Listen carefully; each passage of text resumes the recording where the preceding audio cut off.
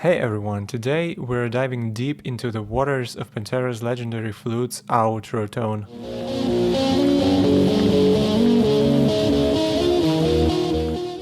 Now here's a short background story. Back in the day, Dimebag was famous for using Randall solid-state amps, often paired with his own signature settings, scooped mids, tight low end, and plenty of presence to cut through the mix. Combine that with his Dean ML guitars and a healthy dose of effects and you've got the core of that Pantera sound. But here's the thing, I'm using Amplitude 5 plugin here, and as I tried to recreate that exact Randall setup using Dimebag's signature amp here, it just didn't hit the mark. The tone was there in theory, but in practice, unfortunately, it felt really flat, missing that swirling sustain and warmth that you hear in the outro. So instead of forcing it, I decided to take a different route. Still chasing the Dimebag original tone, but adapting it for what actually works inside Amplitude. First up, the amp. I know that if you are familiar with Amplitude 5, you're probably expecting the Dimebag signature amp model. Well, it didn't work for me here. Instead, I went with a Marshall JCM Slash. Yes, Slash and Dimebag never shed rigs, but trust me, in Amplitude this gets way closer to the outro vibe. Sometimes you gotta cheat on the brand to stay loyal to the tone, I guess.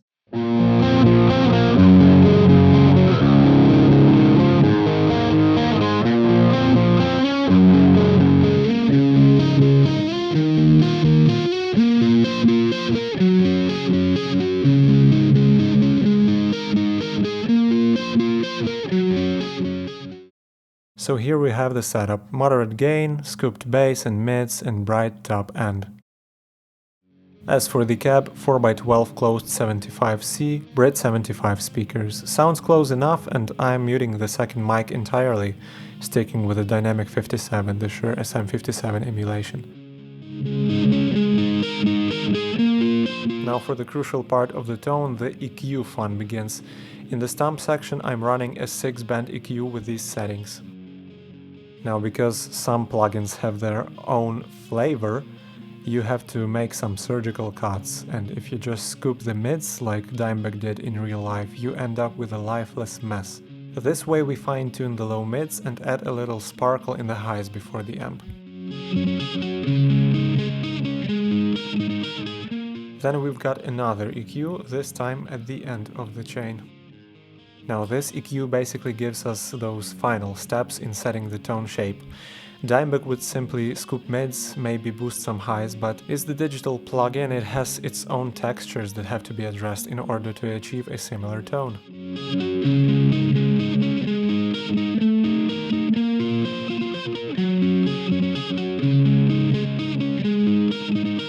Alright, now it's time to add some atmosphere to this tone.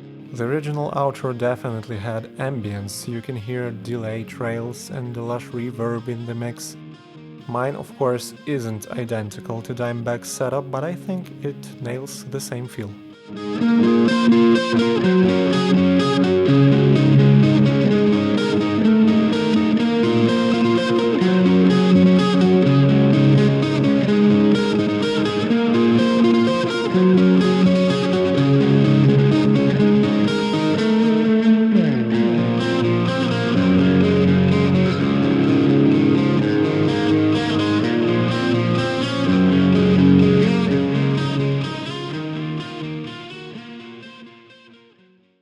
And that's the whole preset, my version of Flute's outro.